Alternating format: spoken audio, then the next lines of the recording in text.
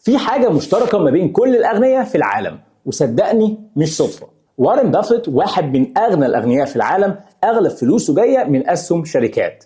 إيلون ماسك ثروته من تسلا وسبيس إكس اللي قيمتهم في السوق بالمليارات.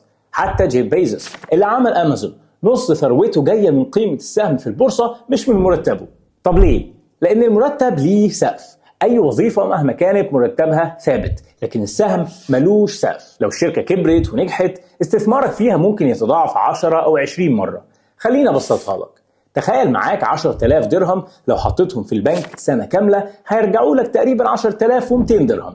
لكن لو حطيت نفس المبلغ ده في سهم زي انفيديا من 5 سنين كان زمانهم بقوا فوق 100,000 درهم. الأغنياء فاهمين إن البورصة هي المكان اللي بيخلي الفلوس تشتغل. الفلوس اللي في البنك نايمة لكن في الأسهم بتتضاعف. السؤال هو أنت عايز فلوسك تفضل نايمة ولا عايزها تشتغل لمستقبلك زي ما الأغنياء بيعملوا؟